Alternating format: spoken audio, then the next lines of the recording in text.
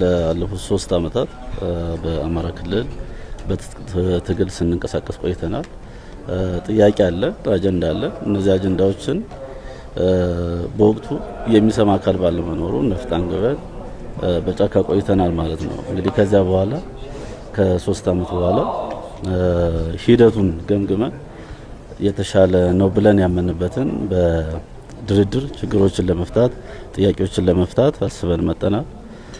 እዚህ ከመጣን በኋላ ደግሞ እንግዲህ የናሽናል ዳያሎግ ቲም አጠቃላይ ሀገራዊ የሆኑ ጥያቄዎች ስላሉ እና ሀገራዊ የሆኑ አጀንዳዎች ስላሉ እነዚህ አጀንዳዎች ተመልሰው አይደለም ወደ በድርድር ወደዚህ የመጣ ነው፣ ወደ ሰላሙ የመጣ ነው።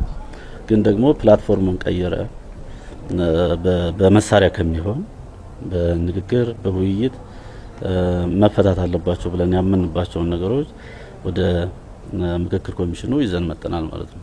ሂደቱን ነው የነበረውን ሂደት ገምግመን በጦርነት የሚፈታ ሆኖ ስላላገኘ ነው የመታገያ ሜዳውን ቀይረን በዚህ በምክክር ኮሚሽን ኔክስት ደግሞ በፓርላማም ጭምር የምንታገልባቸው ጥያቄዎች አጀንዳዎች አሉ።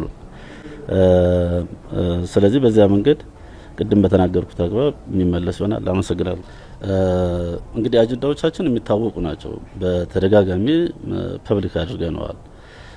በማኒፌስቶም ለህዝባችን እንዲደርስ አድርገናል። እነዚህ አጀንዳዎች በተመለከተ ዛሬ የሚፈቱ ብቻም አይደሉም፣ ሂደት የሚፈልጉም አሉ። ለምሳሌ የናሬሽን ጉዳይ የህገ መንግስት የፌዴራል እንደሚታወቀው አሁን ያለንበት የሊንጉስቲክ ፌዴራሊዝም ባይሰልፍ የግጭት ምንጭ ነው ብለን ስለምናምን እሱ ደግሞ ሂደትን የሚጠይቅ በመሆኑና የኛ ብቻ የኛ ቲም የኛ ቡድን ብቻ የሚያስመልሰውም ስላልሆነ እንደዚህ አይነት ሀገራዊ አጀንዳዎች ደግሞ በጋራ በመግባባት በመነጋገር የሚመለሱ ስለሆኑ በሂደት እንዲመለሱ ግፊት የማድረግ ፕላትፎርሙን ቀይረን የመታገል ሂደቶች እንጂ ዛሬ ተመልሰው አይደለም።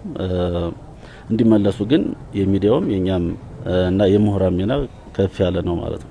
ከመንግስት ጋር በምንነጋገርበት ወቅት የተፈራረምነው በፋኖ ስም የታሰሩ እስረኞች ጉዳይ ነው። የፖለቲካ እንግዲህ እንደሚታወቀው የተለያዩ አጀንዳዎች አሉ።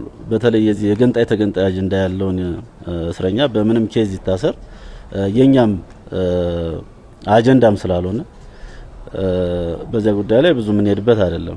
በፋኖ ስም የታሰሩ እስረኞች ግን እንዲፈቱ ተስማምተናል። እንግዲህ ሂደቱን እየጠበቅን ነው።